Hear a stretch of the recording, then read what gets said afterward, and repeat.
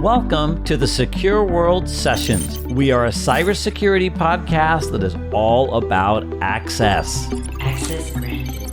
Access to people and ideas that can impact your career and help you secure your organization. Hello there, my name is Bruce Sussman, and I'm Director of Content at SecureWorld and also your podcast host. And in today's session, we are talking to CNN Analyst and retired Air Force Colonel Cedric Leighton about an ongoing merger we are all part of. What's happening in the real world influences what is happening in the cyber world. And this includes the actions of nation-state hackers involved in geopolitics, a battle for power which increasingly plays out in our computer networks. We will know that the Chinese, the Russians, the North Koreans, even the Iranians are going to continue to be active in cyberspace. They will take advantage of new work modes that may outlast the coronavirus pandemic. And those new work modes lead to new vulnerabilities. Those new vulnerabilities will lead to new methods of exploitation by these and other bad actors. Today, we'll also share Trend Micro research on geopolitics and their influence on cyber attacks against the oil and gas industry. Trend Micro is our premier podcast partner. Now, to our featured interview. Physical crimes in the U.S. have dropped dramatically as the COVID-19 pandemic swept the planet. Colonel Leighton says in the U.S. that drop was around 40%. But he also says some of those crimes and criminals were forced to go digital, just like the rest of us. Let's go to our featured interview now, which I originally conducted on our several times a week webcast called The Remote Sessions. I'm pretty sure you'll be looking at cybersecurity, geopolitics, and the cyber threat landscape with a fresh understanding after we're done here today. With no further ado, I am going to turn it over to Colonel Cedric Leighton. And Colonel, welcome to the SecureWorld Remote Sessions. We appreciate you being here today. Bruce, thank you so much for having me. It's always a pleasure to be with you guys and to be able to do this. So what I'd like to do here is talk to you a little bit about what is going on in the big world out there and how it really impacts on our cybersecurity efforts. I take a look at how our world existed before Corona, as I call it, and then we'll look at the state of cybersecurity during the period that we've known up until this point. Then we'll look at how the cybersecurity situation is changing during the coronavirus outbreak, and then how I think the world is going to look after Corona. And then, of course, what we need to do in order to get to the right kind of end state that we want, where not only is everybody healthy, but our networks are healthy as well. And that, of course, may be a bit utopian, but I'm okay with utopian if it gets us in the right direction. So how was the world before Corona? Well, you have all these countries with all these flags showing up everywhere all around the world. And the key thing to note is that the world order was under a lot of pressure. It has been under a lot of pressure for a number of years. With the election of Donald Trump, you had a lot of manifestation of a lot of different currents coming into the geopolitical arena. A lot of the things that he talked about are replicated in other countries where people are going for a more nationalist view of things. You have Brexit in the UK. You have everybody in Great Britain, not everybody, but a large portion of the population trying to get out of the European Union. You have the European Union struggling with that, plus with other aspects of a multi-state, multilateral organization that in some cases is successful in doing some things, in other cases is not successful, and in other cases presents a situation where local people resent the control that a central authority like the European Union has over them. So Brexit is basically a reality, or is going to be a reality very soon for the United Kingdom. For the United States, our main alliances include NATO, the North Atlantic Treaty Organization, and that is something, of course, that is a historical legacy of World War II and the fight against communism. So out of World War II, when the Soviet Union and the United States, along with the Western allies, were allied with each other against Nazi Germany and Japan, you had a situation where the communist world split off and formed their own alliances, which eventually became the Warsaw Pact. All of that ended when the Berlin Wall came down in 1989. I had the good fortune of actually witnessing that occur. But those blocks that existed then are starting to come back in a way that's a little bit different from what we saw before. So it might not be an ideological world where there are two or three or four ideological camps that you're looking at, but you're looking at a multiplicity of different worldviews. And that has a lot of implications for how we do our work, whether it's in cybersecurity directly or in IT in general. The kinds of things that we have to look out for are what all the different players on the world stage are actually doing.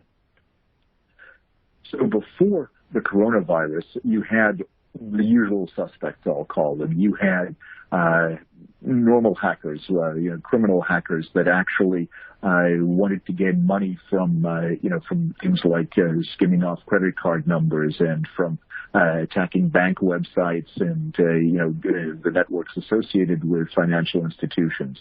You had corporations that were engaged in cyber espionage, and of course, you had nation states, and a lot of the things that they did became very famous, with things like the Sony picture hack that a country like North Korea was actually able to perpetrate. All of that stuff still exists. And in a bit, I'll talk about what's happening now with that. But just keep in mind that each one of these players, each one of these general categories of players, has been around in a way for many, many years. They started doing what they do for a lot of reasons. But the main idea, in at least the Chinese case, was to gain economic advantage over their rival nations. In the Russian case, you're looking at gaining political advantage for the most part. In the North Korean case, you're looking at survival. And you can make the argument that the kind of survival that North Korea is looking for is also something that other countries are doing. So you have many players out there, whether they're looking from a criminal standpoint, from a corporate espionage standpoint, or from a traditional espionage standpoint, a nation-state standpoint. Cybersecurity and cyber efforts are what they're all about. And that is one of the key things that you see when you get into the situation that we're facing right now. Cybersecurity during coronavirus brings a whole nother dimension to it. So you've got not only the fact that people are staying at home, but people are also working from home. And what does that mean? Well, it's pretty obvious. We're all experiencing it.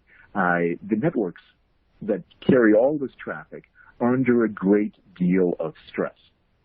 That stress is being taken advantage of by all of the different players out there, and they're using it to their advantage. The effect that you have is, if you do anything like online grocery shopping, which I do for my mother in Texas, it has become a lot harder to do that online than it was when we first started doing that. And the networks, the people, all of the ancillary pieces of a corporate organization that are supposed to deal with all of these issues as they come up, they are all under a great deal of stress that is really not allowing them to perform at the level that they should be performing. These networks have actually become a playground for hackers. For example, grocery store websites are targets right now of major operations to skim credit card numbers. That's just one thing. Amazon is another place that is a continual target. And you also have some of the things that deal with teleconferencing, where there are other attacks that are happening there, and I'll talk a little bit about that in just a bit. But the nature of cyber attacks is basically morphed into a much more prevalent effort than we had even before. In fact, we have seen massive increases in the number of cyber targets and the number of actors that are out there. So when you have networks under stress, you've got things like outages that are happening. So, for example, Google. Everybody uses Google, and what we have is a corporate requirement by Google to actually tell people that their networks can handle the stress, that they can actually take care of their routers and their systems, can actually handle a lot of the things that are happening because of teleworking and because of other needs that are being brought about by COVID-19 and the coronavirus and a search for a cure for that virus. So their outage was the result of a router failure. And then one of the things that they can do, of course, is reduce the speed of traffic on the network, YouTube being an example of that, where they're trying to alleviate stress on their systems. So that's just one example of one of the things. But the other thing that's very important is what is happening in the world of teleconferencing itself. So people notice where people congregate on the web, and it's no accident that Zoom, the platform for teleconferencing, has itself become not only an object of popularity, but also a target of hackers that are going after it. So malicious domains tied to that app have actually been increasing to a large extent, because what they want to do is they want to actually exploit the conferences and to find out things about people who are in these conferences. And it allows for certain hackers to actually look at the social engineering aspect of things. So what they've done is they've taken the way in which they've actually moved information in the past, and the way they've gathered information, and they've actually refined it so that they can take into account how we use information, what networks we use, what platforms we use, and how we get things from one point to another.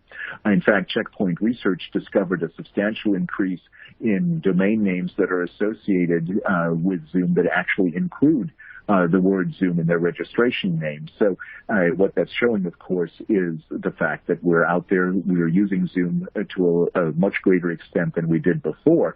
And, here you see that we have more than 1,700 newly registered domains associated with Zoom. 25%, they actually just logged on during the last week of March. And out of those, 4% so far contain what are known to be suspicious characteristics, and that number is probably a lot higher than what we would than what we know about now. But the popularity of Zoom has, of course, increased its vulnerability, and it's resulted in, I would say, some technical pullbacks that we've seen. So take, for example, school systems. Schools have been told to shut down, as you probably well know through personal experience, many of them at least through the end of the academic year. In New York City, the schools, with largest school district in the country, schools have actually banned Zoom because they're worried about security concerns associated with that. And the decision to actually ban Zoom was made in part by the New York City's cyber efforts, their cyber command, because they know that they're going to have to not just protect people on the street, but also people in cyberspace. And this is where you once again see this effort, this merging of the virtual and real worlds into one, so they actually become the new reality. And as a response to that, the New York City school system has had to take into account the fact that security measures are needed not only for physical presence, but also for online presence. Now, the key thing about Zoom and the key things that become really important in general is that you have to ask the question, where is the traffic actually going? And in this networked world, in spite of efforts to wall us off literally and figuratively from others, the fact of the matter is that traffic goes where it needs to go. Where is its most efficient place to go? How does it go from one side to the other very quickly and very cheaply? So when there's a lot of traffic, there are different routes that traffic can take. And in the case of Zoom, a lot of their traffic went through China. They say it was by mistake. But once people figured out that the routing was actually through China, this placed the data that Zoom was not only transmitting, but in some ways collecting, at the risk of interception by Chinese authorities. Now, Zoom says that their service was end-to-end encrypted. Turns out that's not exactly the case. And then you had the issue where a lot of social media efforts were made to correct that problem, and Zoom has appeared in the media to talk about this. Their corporate officials have. But the basic idea is that when they changed their default settings, that would enable passwords on the video calls, and the idea was to actually prevent what hackers have been using, this idea of what we call Zoom bombing, where they actually show up on your teleconference and either perform malicious acts or do things in a way that is really dangerous to the security of your organization and your ability to get the job done. So this really unprecedented wave of attacks, the trolling of people, that was something that could actually have threatened Zoom's business model and may still threaten it. So it goes back to just like in the regular world of IT security, the more secure the network, the more apt people will be to choose that network, at least in the future. So it becomes really important for network engineers to work very hard to make sure that their networks are as secure as possible, because if you don't do that, you risk not only compromising information and personal data, the personally identifiable information that we try so hard to protect, but it could also get you in legal trouble, and it can certainly get you in commercial trouble, and may very well end up affecting your business. So why are these networks such a huge target? Well, as Willie Sutton said, the famous bank robber, that's where the money is. And money right now is something that a lot of people are going to be desperate for. Not only the United States, but a lot of other countries have issued stimulus packages to go after the economic hardships that enforced quarantines and forced stay-at-home orders have done. And any type of information that hackers can gather can potentially translate into money. And the more there's desperation out there, the more you're likely to see Willie Sutton-like characters show up in a way that is not good, not only for your business or for you personally, but not good for the economy as a whole. So we always have to keep these guys in mind and have to worry about what they're doing. Speaking about what is happening now specifically to COVID-19, the coronavirus, when you look at some of the attacks that are occurring, many of them are actually focused on institutions that are working toward either help stem the spread of coronavirus or institutions that are working on finding a cure. March 14, as early as March 14, in the Czech Republic, the Brno University Hospital was hit by a cyber attack. That cyber attack was significant because it's the Czech Republic's largest testing lab for COVID-19. And the hospital there in Brno had to take the entire IT system offline. They had to cancel surgeries, and they even had to move patients to other hospitals. That's a significant situation because when you do that, you're changing, there's a ripple effect. You're not only changing what your hospital is doing if you're protecting the Brno hospital, but you're also changing what other hospitals in that region are doing, and that can be have a major economic impact as well as a major surgical and medical impact. So when you look at incidents targeting the healthcare sector, you see them reported in several countries, and many of them, in fact, all of the ones that are listed here, have been in the news either recently or as the whole coronavirus epidemic or pandemic has started. You have France, which has a major outbreak, has seen a major outbreak. Spain, many deaths, major outbreak there. Thailand, which is seeing a spike right now. And of course, the United States with its surge principally in the New York metro area, but also in Washington State, parts of California. You have a major area where several major areas where you could reap a lot of information or cause a lot of havoc depending on what your goal as a hacker is. So what you see here is the fact that even though criminal activity in general is actually down by about some 40%, they're talking about physical crimes. A lot of that criminal activity is actually moving into the cyber realm where it's a lot harder to track in many cases. So you have to keep in mind that hackers have not eased up operations, and these types of operations have become almost ubiquitous as people try to deal not only with the outbreaks as they are happening now, but as they're also trying to work through the kinds of things when it comes to researching medicines and vaccines and prophylactic cures for this virus.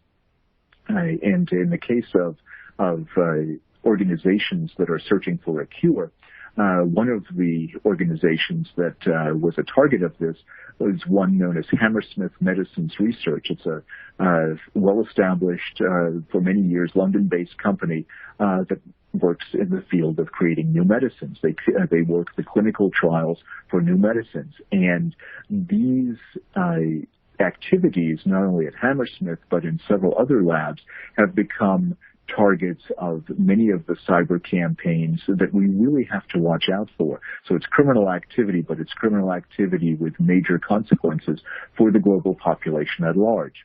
In the case of Hammersmith, these attacks were linked to an organized crime syndicate that uses a strain of ransomware that's known as Maze. And the managing director of Hammersmith Medicine says basically these guys, are out there without a conscience. They don't care how much damage they cause. So it behooves all of us in the cybersecurity world to do what we can to safeguard our networks, to make sure that none of the phishing emails that are so ubiquitous right now get through. So it becomes a technical issue, and it becomes an issue of educating personnel in what to look for, how to handle it, and to make sure that if something happens where there is a breach, that breach is actually contained. Such ransomware elements that like Maze that are out there can have a major impact on our ability to actually get the overall economy moving. Because if an organization like Hammersmith had actually developed either a vaccine or some kind of mitigating treatment for coronavirus, then we would be much further along the road to an economic reopening than we are right now. And these hackers, could have a major impact on that. So you have to look at, not only what hackers are doing, but what are their overall goals in these kinds of situations. So one of the vectors that they use is, of course, phishing emails. The Centers for Disease Control and Prevention, the CDC, is a target of this all the time. And one of the things that we've seen is that emails will be coming out where the sender pretends to be from the CDC. And, of course, they will urge the recipient to open up the email or the link that deploys a malware that is situated within that email. The other thing that they do, of course, is tracking of COVID-19. There are some apps out there, as you've probably heard, that are actually fake apps, or if they do track COVID-19, they may also unload a package of malware that steals usernames, passwords, credit card numbers that may be stored in your browser. So there's all kinds of stuff there that they can grab a hold of, and that becomes a real problem. When you look at how our response is dealing with this. And when you look at that response, you have to keep in mind that this is absolutely a global pandemic. If you've looked at what's been happening in India, you've got a country of 1.3 billion people, where the whole country has been placed on lockdown. First time in history that anybody has ever attempted something like that.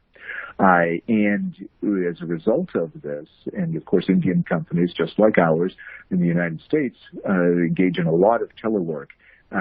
Cyber attacks on Indian companies have doubled in the past few days. Cyber criminals are using the disruption that's brought about by this pandemic to get into corporate networks, steal as much data as they possibly can, and make use of that data. And one of the prime targets, one of the areas where India is a prime target of, is actually of China. China has a whole department that is set up to actually handle cyber intelligence on India. So they're being played in essence. Another thing to think about on our networks is that in a global element, hacker activity, attempts at phishing, other attacks have not increased just by 3 times, but by over 350%. So we've deployed within the company that I'm a part of, Cyforex, we've deployed sensors, and they have seen a 350% increase in illicit hacking activity over the past couple of months. And what we're dealing with here is their ability to affect and to potentially compromise the network infrastructure as it exists right now. They're trying to take advantage as much as they can of the work-at-home culture that we've been forced to develop and to adapt to. And that infrastructure is, of course, part of the attack surface that they're looking at. So what is the cybersecurity situation like during the coronavirus, in addition to this major increase in this? So Europol, which is an organization of the police forces in Europe, says that cyber criminals are looking at different attack methods, and they're doing a lot of new and innovative things because what they're looking at is what we're doing economically. So they're paying attention to such things as the demand for medical supplies. Every day, if you've paid attention to the White House coronavirus briefings and what some of the state governors are doing here in the United States, there's in essence a free-for-all in terms of almost a marketplace that's been set up for medical goods, N95 masks, respirators, ventilators, all of that kind of stuff, gowns. High demand for these medical supplies is something that they latch onto.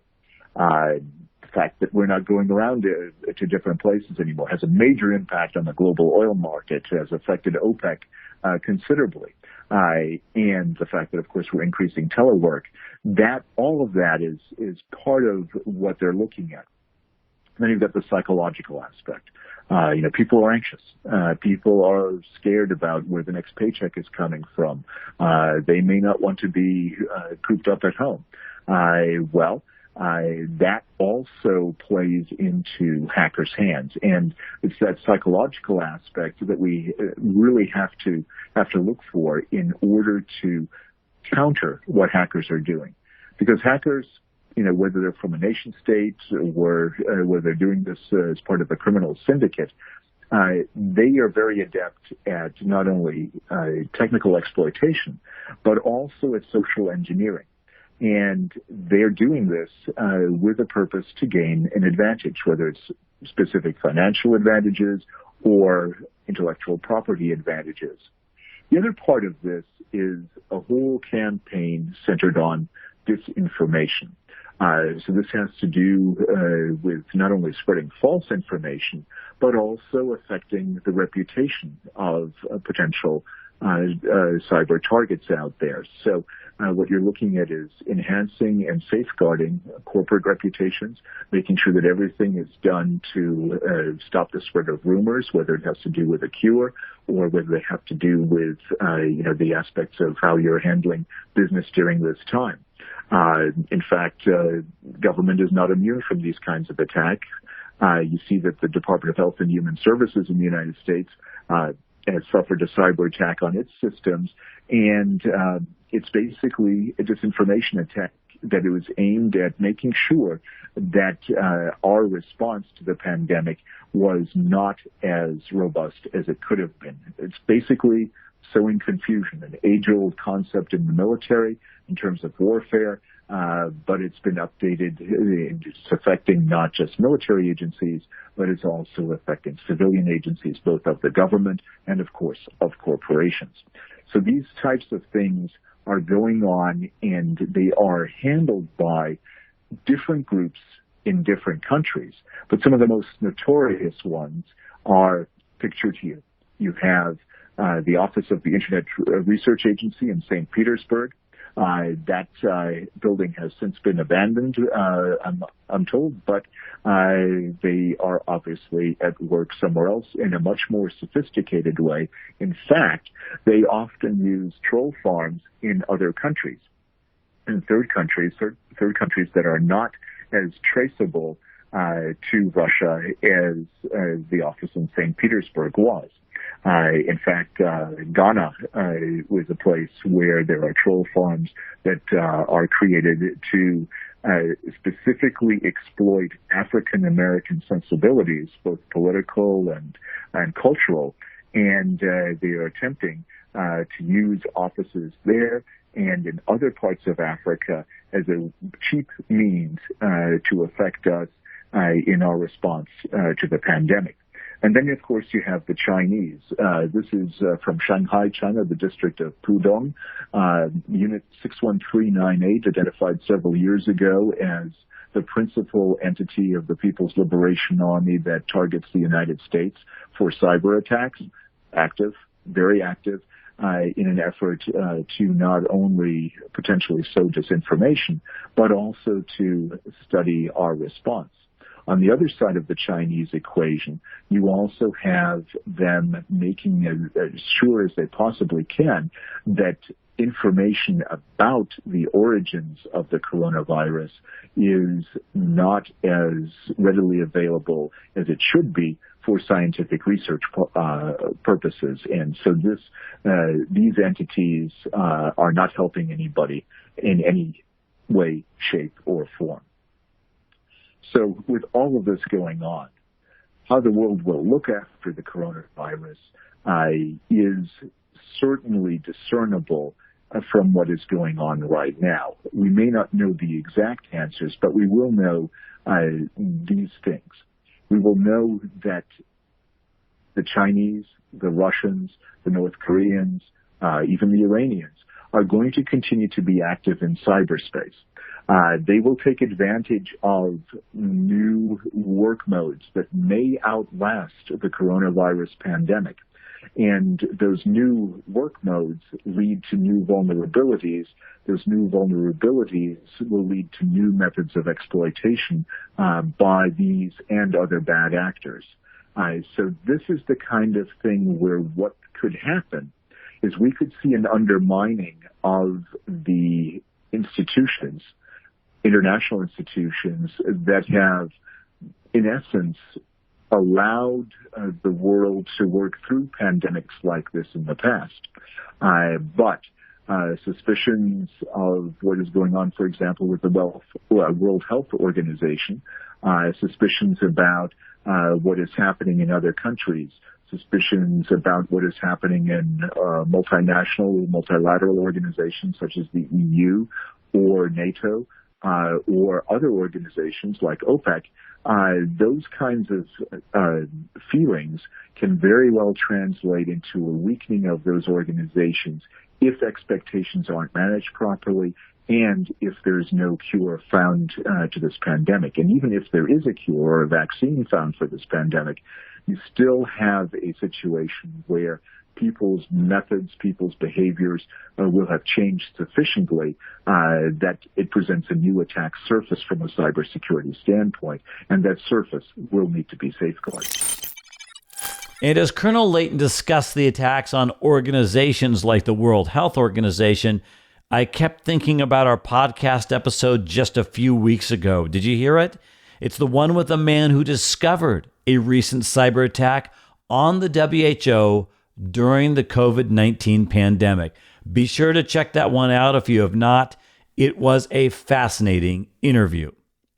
Next question.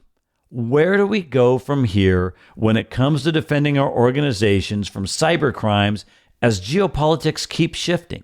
That part of the conversation with Colonel Leighton is coming up after this.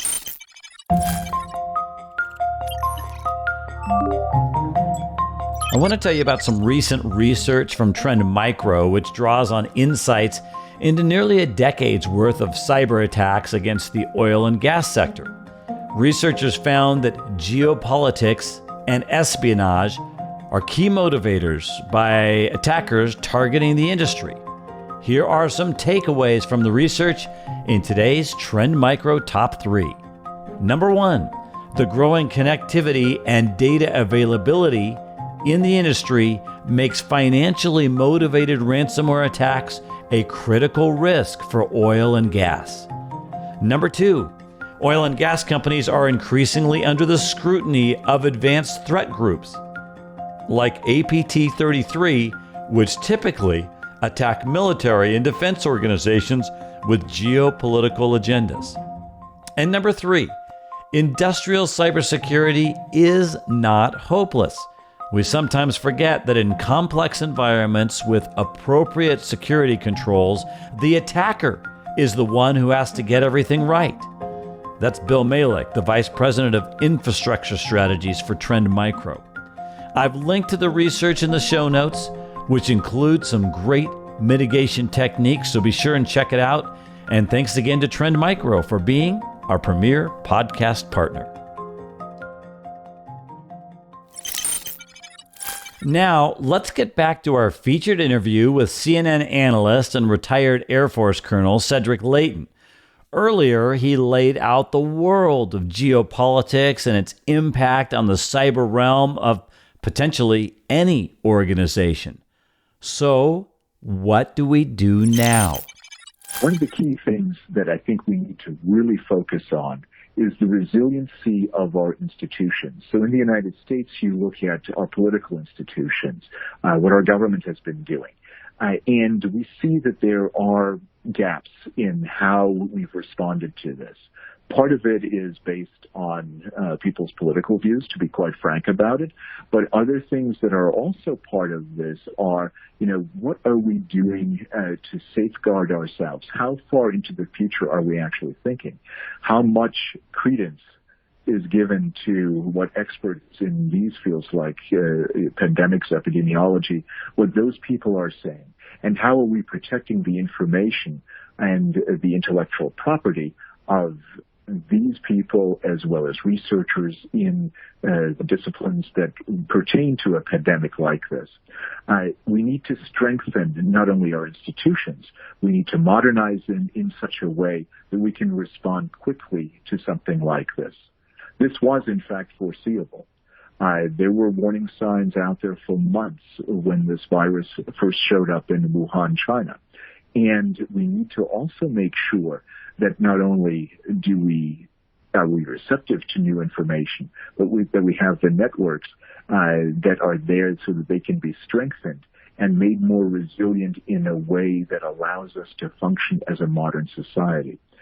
things are not as bad as they could be because we have a significant infrastructure that is set up, that is helping us do work from home, that is helping us live lives remotely and order groceries and things like that.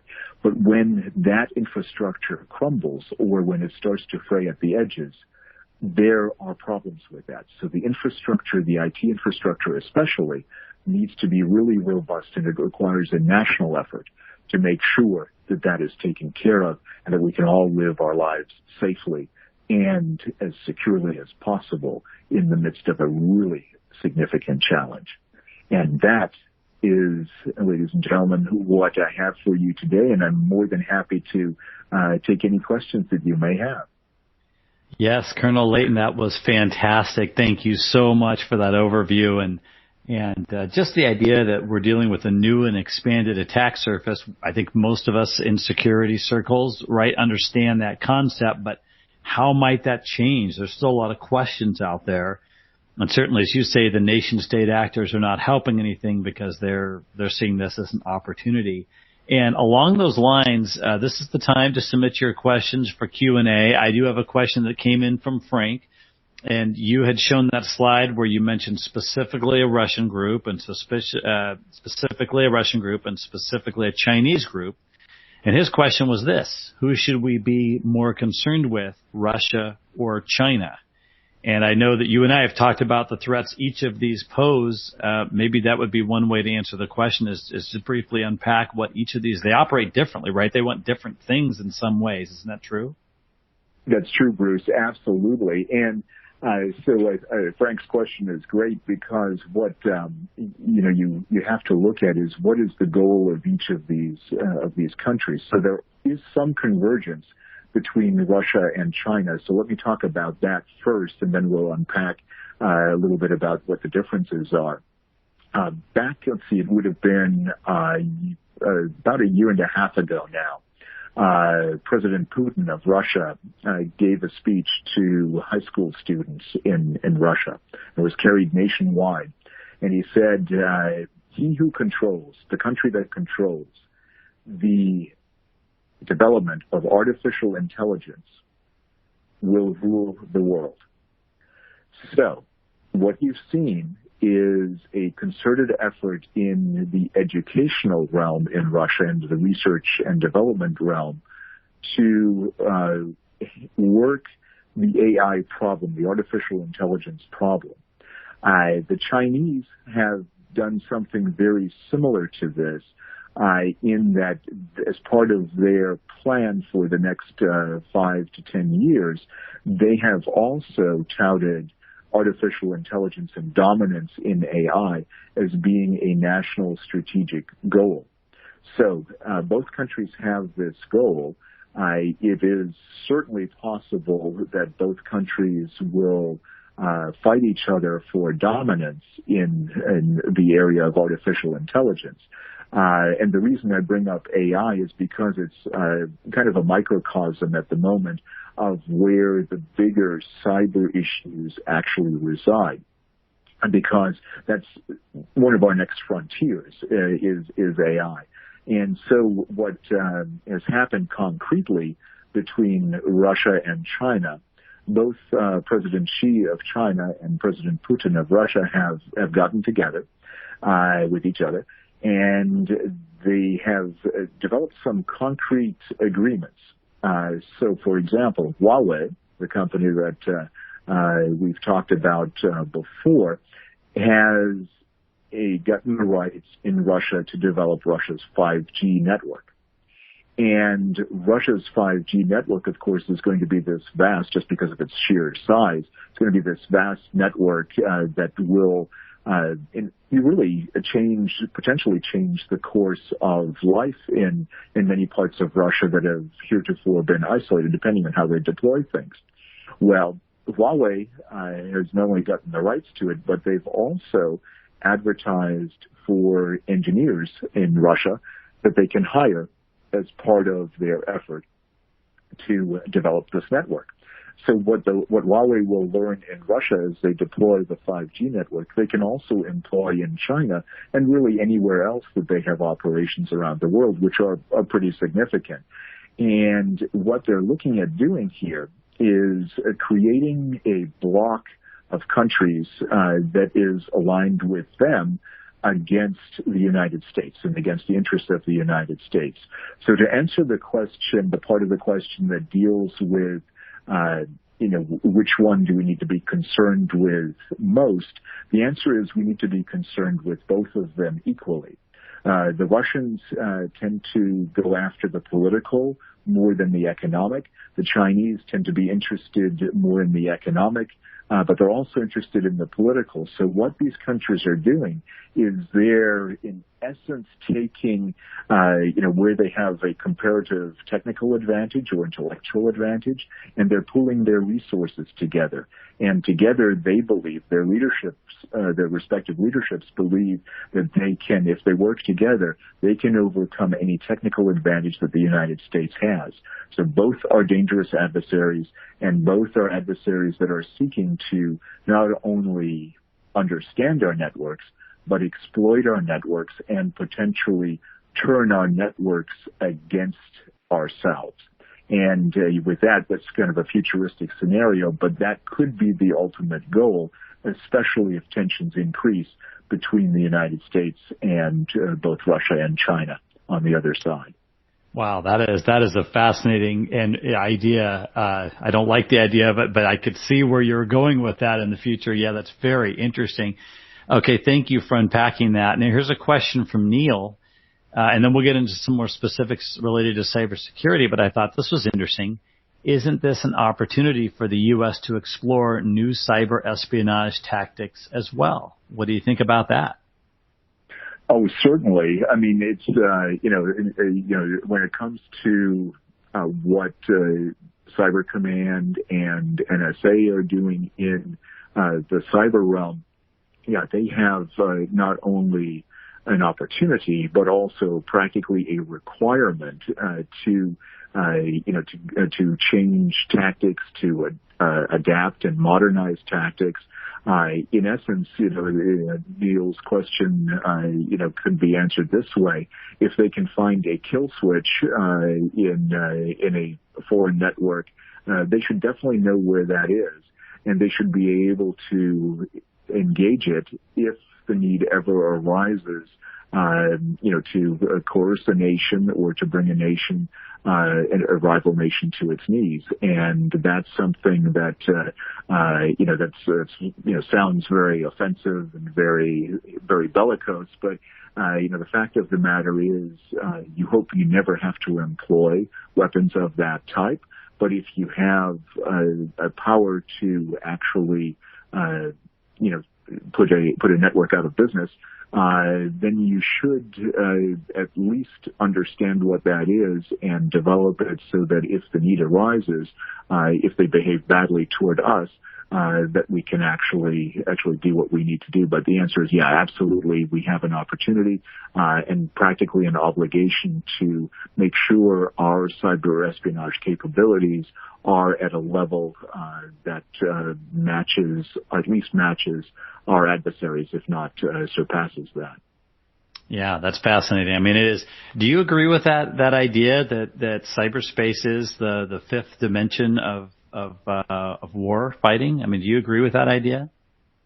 Yeah, I think in principle, Bruce, I do. I think it's, I guess, people can pick their, which domain is actually the fifth one, whether it's space or whether it's, cyberspace.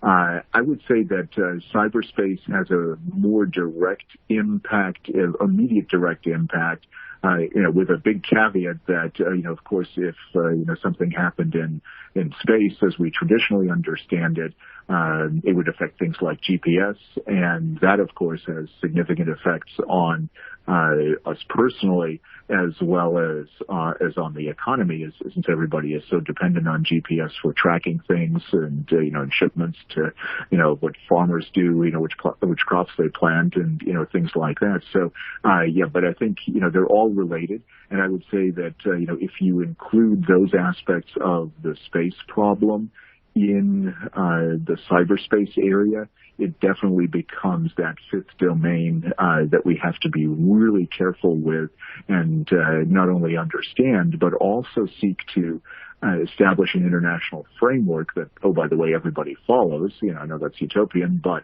that's what you want to do, is want to make sure that people understand that there are some consequences if things are damaged in cyberspace, and we're not quite there yet, either on a domestic or on an international scale. Yeah, interesting. Kind of like a digital Geneva Convention or something like that. I see what you're saying. Okay, great. Here's a question from JP. And this was one of the last things you mentioned in the presentation, was the idea that government and organizations should strengthen themselves and become more resilient. And he's wondering, can you offer any insights into what you mean by that, or how that might be approached? Yeah, that's a great question. JP is right to go after that, because that's really, what we're looking for is a roadmap on how to do that. So from my standpoint, you look at how, I used to talk about sclerotic bureaucracies everywhere, both in the corporate world and in the federal government. And yeah, you'd also have to say in the state governments, when it comes to cybersecurity and how to actually deal with problems that are, in essence, non-traditional problems for a lot of people on the outside, of our industry. But concretely, I think what we need to do is would be nice, of course, if our leaders were at least moderately tech savvy. But barring that, what I think needs to happen is a national effort to design our networks in such a way that they can handle increased traffic loads. So let's take the grocery store example as one. I mentioned that in the course of the presentation that when things first started out, it was possible to put online orders in most parts of the country and have the stuff delivered within a day or so.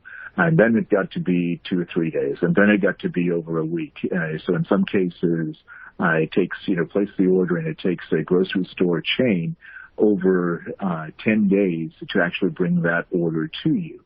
And if you're under quarantine, let's say you're at risk because of a pre-existing condition, or because you're over 65, or whatever the criteria are, then so you've self-quarantined. You're trying to follow all the rules, and you can't because you have to go to one of the most vulnerable places in the world now, a grocery store, in order to survive. Networks should be set up so that never happens. So what I would like to see is, this is a multifaceted, probably multi-decade need that we have, but I not only want to see our networks be more resilient, our corporate structures also need to work on anticipating the what's next. And, in many cases, you would traditionally say a grocery store chain in, the Midwest should not have to concern itself with a virus that is happening in China. Well, coronavirus just said that is an absolutely faulty assumption. You do have to concern yourself with a virus in China. You have to, in essence, develop the skill set as a corporate leader and as a government leader of an intelligence operative or an intelligence analyst, and better said, really, intelligence analyst. Because what you want to do is you want to anticipate things. So, I'm not necessarily asking for everybody to be a futurist, but they should listen to legitimate futurists, legitimate intel people, and we need to do a better job of sharing intelligence and understanding what it means.